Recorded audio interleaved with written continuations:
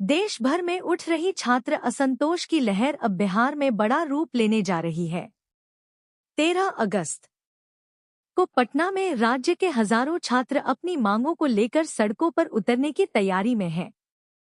एक तरफ जहां छात्र पारदर्शी परीक्षा और समय पर बहाली की मांग पर अड़े हैं, वहीं दूसरी तरफ जेडीयू नेता लेशी सिंह और बीजेपी नेता सुनील सेवक का दावा है कि सरकार पूरी तरह छात्र हितैषी है।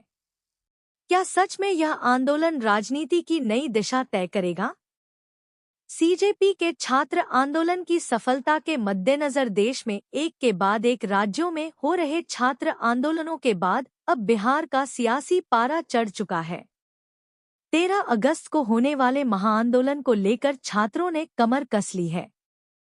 छात्रों का आरोप है कि प्रतियोगी परीक्षाओं में पारदर्शिता की कमी और लटलतीफी उनके भविष्य पर भारी पड़ रही है। देखिए, बिहार में तमाम एग्जामिनेशन जो बिहार सरकार करवाती है, इसमें कहीं न कहीं अनियमितताएं हो रही है। लगातार बच्चे लोकतांत्रिक तरीके से अपनी मांग को लेकर सड़कों पर उतरते हैं। बच्चों को लाठियां भी खाना पड़ता है और अभी तो ऐसा हो रहा है कि AK-47 भी खाना पड़ता है। फिर भी सरकार कुंभकर्ण नींद में सोई हुई है। इन व्यवस्थाओं के खिलाफ बच्चे आक्रोशित हो गए हैं। वो BSSC के बच्चे, वो BPSC के बच्चे, वो लाइब्रेरियन के बच्चे, वो असिस्टेंट प्रोफेसर के बच्चे, यानी तमाम बिहार में जो एग्जामिनेशन हो रही है, कंडक्ट करवा रही है जो भी आयोग, उनके खिलाफ हम लोगों ने अब बच्चे आक्रोशित हो गए हैं और बच्चे अब चाहते हैं कि लोकतांत्रिक तरीके से लड़ाई लड़ें। क्योंकि सड़कों पर जब हम लड़ते हैं तो वो लोग लाठी से पीटते थे, लाठी तक तो बच्चे बर्दाश्त कर लेते थे, लेकिन अब पैलेट गन, अब जो है AK-47 चल रहा है। तो हम लोगों को भी भैया FIR झूठा नहीं खाना है, हम लोगों को AK-47 नहीं खाना है। अब हम लोग लोकतांत्रिक तरीके से, गांधीवादी विचारों से, अम्बेडकरवादी विचारों से हम लोग जो धरना स्थल गर्दनी बाग है, गर्दनी बाग में हम लोग 13 तारीख से हम लोग बैठेंगे और जरूरत पड़ेगी तो आमरण अनशन भी करेंगे। लेकिन उससे पहले सरकार से हम लोग कहेंगे, सरकार से हम लोग प्रार्थना करेंगे कि हमारी बातें माने। लेकिन सरकार अगर हमारी बातें नहीं मानती है तो शिक्षा मंत्री जी का इस्तीफा, उसके बाद मुख्यमंत्री जी का इस्तीफा, वो तमाम आयोग में बैठे हुए सचिव और अध्यक्ष का इस्तीफा हम लोग मांगेंगे। क्योंकि अगर काम नहीं कर रहे हैं तो कुर्सी छोड़ दीजिए। मांग हमने बताया तो कि अनियमितताएं, जितने भी पेपर लीक हो रहा है, जितने भी एग्जामिनेशन समय पर कंडक्ट नहीं हो रहा है, जो भी एग्जामिनेशन अगर आप करवा भी रहे हैं तो उसका पेपर लीक, धांधली सेटिंग हो रही है, तो वो उनका समय पर होना चाहिए। कैलेंडर जारी करिए। तमाम एग्जामिनेशन में सेटिंग धांधली चल रही है, तमाम एग्जामिनेशन समय पर नहीं हो रहे, योजनाबद्ध तरीके से काम नहीं हो रही है, ये लोग छलावा कर रहे हैं। उनके खिलाफ हम लोग गर्दनी बाग में तमाम वो छात्र बैठने जा रहे हैं और उनके साथ हम लोग बैठेंगे।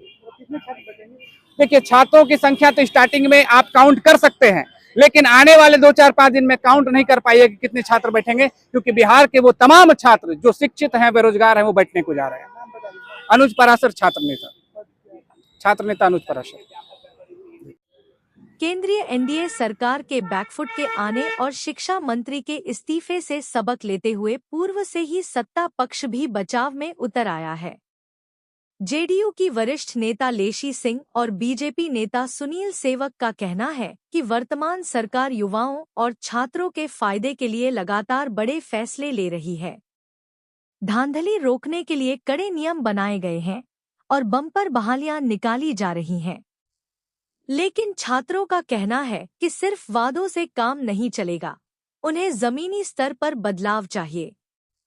विगत दिनों छात्रों ने आंदोलन के दौरान प्रदेश को अपने उग्र रूप का प्रदर्शन किया था। अब 13 अगस्त के इस प्रदर्शन को देखते हुए प्रशासन पूरी तरह सतर्क है। अब देखना यह होगा कि सरकार के आश्वासनों और छात्रों के इस आक्रोश के बीच बात बनती है या फिर से 13 अगस्त को पटना की सड़कें संग्राम की गवाह बनेंगी। वो सराखों पर है, लेकिन हमारी कहाँ चूक हुई। NDA के सभी वरिष्ठ नेता इस पर देख रहे हैं, इस पर चिंतन कर रहे हैं कि कहाँ चूक हुई, क्यों हमारी हार हुई। इस पर हमारे पार्टी NDA के द्वारा, पार्टी के द्वारा मंथन हो रहा है, मीटिंग हो रही है, समीक्षा हो रही है, इसका हो रहा है इस बैठक। क्या लग रहा है जीतराम मांझी ने भी कल शराबबंदी को लेकर गुजरात मॉडल अपनाने की बात की है, ऐसे में इन चीजों को लेकर क्या कुछ कहिएगा? देखिए, हम तो देखे नहीं है कि आदरणीय मांझी जी NDA के वरिष्ठ नेता हैं और उनके द्वारा आप लोग बोल रहे हैं कि इस तरह की बात बोली गई है, लेकिन हम न देखे हैं न सुने। और वो सीनियर लीडर हैं NDA के, उनके विषय में बिना हम देखे बिना सुने कोई प्रतिक्रिया नहीं दे सकते। झारखंड प्रोटेस्ट को लेकर क्या कहिएगा? लास्ट क्वेश्चन है, क्योंकि जिस प्रकार से छात्र सड़क पर उतरे हुए हैं और वहाँ पर आमरण अनशन किए हुए हैं, कई नेता भी पहुंचे हुए हैं, इन चीज़ों को लेकर क्या कहिएगा? क्या सरकार को इन मामलों पर ध्यान देना चाहिए? देखिए, अब तो वहाँ की बात है, झारखंड सरकार का मामला है, तो झारखंड सरकार को इस पर ध्यान देना चाहिए। बिहार में भी छात्रों का 13 तारीख है आमरण अनशन पर बैठने की बात की है। अभी छात्र नेता जो दिलीप कुमार है और सौरभ कुमार देखिए, है, ये लोकतंत्र है। जी आप भी अभी पत्रकारिता कर रहे हैं, आपका भी मन होगा कि कोई मुद्दा को लेकर हम आंदोलन करें। कोई आम आदमी है तो अपनी बात रख सकते हैं, लेकिन हमारी सरकार, केंद्र की सरकार हो या बिहार की सरकार, जो हमारे छात्र हैं, युवा हैं, उनके लिए उनके पॉजिटिव है। कोई हम लोग छात्र और युवा के लिए निगेटिव नहीं सोचते हैं, उनके हित के लिए निरंतर काम हो रहा है। लेकिन लोकतंत्र है, अपनी बात रख सकते हैं लोग। ठीक है। देखिए, हमारा कुछ दिन पहले माली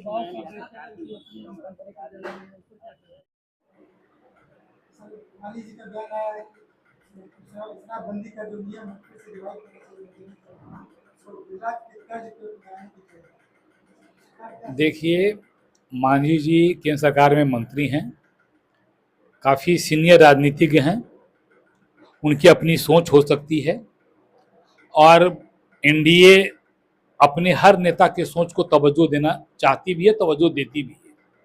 ये सामूहिक निर्णय का चीज़ है, ये कोई व्यक्तिगत निर्णय का चीज़ नहीं है। नीतीश कुमार जी भी जब बिहार में शराबबंदी किए थे तो सामूहिक निर्णय लिए थे, सारी पार्टियों के लोग बैठे थे, विधानसभा में एक स्वर से लोगों ने कहा था कि हाँ, बिहार में शराब बंद होनी चाहिए, और तब जाके उन्होंने निर्णय लिया था।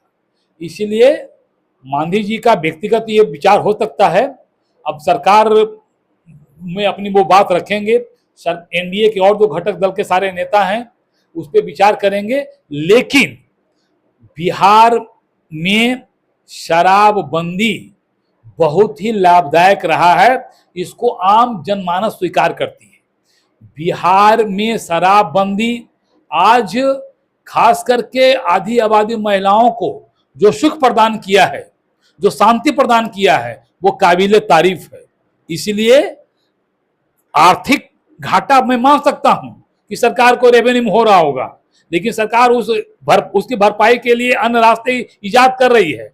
लेकिन शांति और समृद्धि ये पैसे से नहीं खरीदा जा सकता, इसके लिए व्यवस्था बनानी होती है, और बिहार और बिहारी को शांति और समृद्धि चाहिए।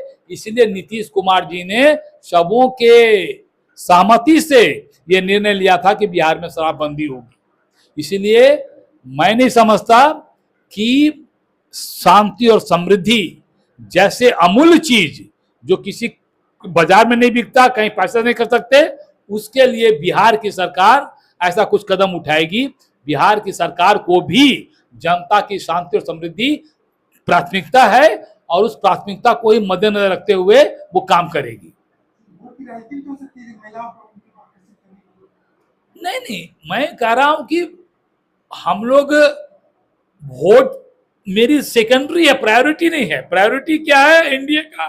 बिहार और बिहारी की शांति, खुशहाली, समृद्धि, और हम लोग इसको प्रश्रय देते हैं। उसके लिए हमें कुछ भी कष्ट उठाना पड़े, हमें कितना भी त्याग करना पड़े, हम उसको करेंगे, लेकिन बिहारियों की शांति, समृद्धि, सुख के लिए कहीं कोई समझौता नहीं करेंगे।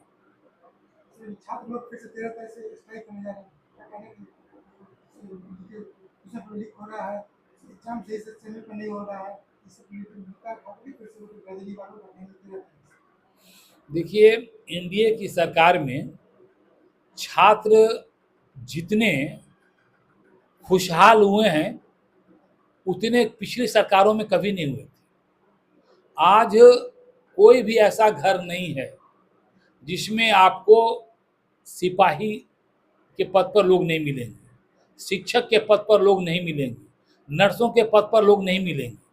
ये तीन ऐसे बड़े सेक्टर हैं जिसमें बिहार की एनडीए सरकार ने समय समय पर भर्तियां कर नौकरियां युवाओं को देकर आज हर घर में एक नौकरी वाला लोग बैठा ही दिया है। इसलिए छात्र ठीक है, उनकी अपनी मांग है, अपनी आवाज उठाने के लिए वो स्वतंत्र है, लेकिन छात्र इस चीज को समझ रहे हैं, क्योंकि छात्र भी उसी से अपील कर रहे हैं जो देने वाला है। छात्रों को लगता है कि ये सरकार दे रही है, हम युवाओं की बात सुन रही है, समय समय पर नौकरियां प्रदान कर रही है, तो चलो देने वाली सरकार है, काम करने वाली सरकार है, काम करिंदे सरकार है, तो इससे ही आवाज उठाई जाए। और अच्छा है, बढ़िया है, उनकी अपेक्षा पे हम खड़े उतर रहे हैं, इसलिए वो हमसे आवाज कर रहे हैं, हमसे मांग कर रहे हैं। हम उनकी मांगों को सुनेंगे भी, पहले भी सुने हैं, अभी भी सुनेंगे, और जितना सक्षम सरकार मेरी हो सकती है वो युवाओं के लिए काम करने को तैयार है। युवाओं को बेरोजगारी से दूर करने की पूरी प्लानिंग कर रही है, ज्यादा से ज्यादा युवाओं को रोजगार मिले, सरकार इसके लिए संवेदनशील है और तत्पर भी है। लगता नहीं आप लोग को शिक्षा विभाग में करप्शन है? देखिए, करप्शन नहीं है ऐसा कोई कभी नहीं कहा। करप्शन बहुत भेग वर्ड है। मनुष्य है, हर छोटी चीज पे वो गलती कर बैठता है, इसीलिए करप्शन तब लोगों को प्रभावित करती है जब बड़े मात्रा में होने लगती है। अब वैसे इतनी बड़ी चीजों हैं, इतनी बड़ी दुनिया है, पूरा एक राजपाट है, तो उसमें छोटी छोटी चीजें हो सकती, लेकिन आज बिहार करप्शन से करीब करीब मुक्त हो चुका है। आप देखते हो कि निगरानी विभाग, ईओ विभाग, यूवी विभाग रोज 2 न 4 लोगों को पकड़ रही है। इसका मतलब है कि भ्रष्टाचार रोकने के लिए मेरी सरकार एकदम कृत संकल्पित है। लोग भले करने से बाज नहीं आ रहे हैं, लेकिन उनका काम करने का तरीका सफल नहीं हो रहा है। जैसे ही वो उस चीज को सोचते हैं, हमारी निगरानी, हमारी अन्य चीजें जाके उनको पकड़ती हैं और जेलों के पीछे अंदर करती हैं। तो भ्रष्टाचार करने वाले कोई भी लोग हों, किसी भी वर्ग के लोग हों, उनको ये दिमाग में बात बैठा लेनी चाहिए कि अब की सरकार भ्रष्टाचार से कोई समझौता नहीं करने वाली है।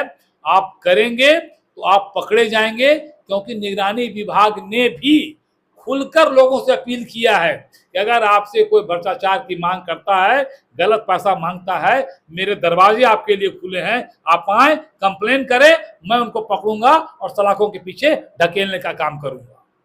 तो फिर से सृजन घोटाले की बात उठाए। देखिए, तेजस्वी ओजस्वी जब आंख खोले ना, वो अपने पिताजी के घोटालों के ही इर्द गिर्द सांस लेते रहे, तो उनके जेहन में तो घोटाला ही है, उससे ज्यादा कुछ जरा सोच भी नहीं सकते। जो खुद घोटाले का चार्जशीटेड हो, जिनके पिताजी खुद अभियुक्त घोषित कर दिए गए हों, तो वैसे लोगों को तो चारों तरफ घोटाला ही नजर आएगा ना। जो बेचारा उसी में बड़े हुए, उसी घोटाले के वातावरण में वो बड़े ही हुए, अपने पिता के घोटाले को ही इर्द गिर्द देखा, तो उनको तो हर चीज घोटाला ही नजर आएगा।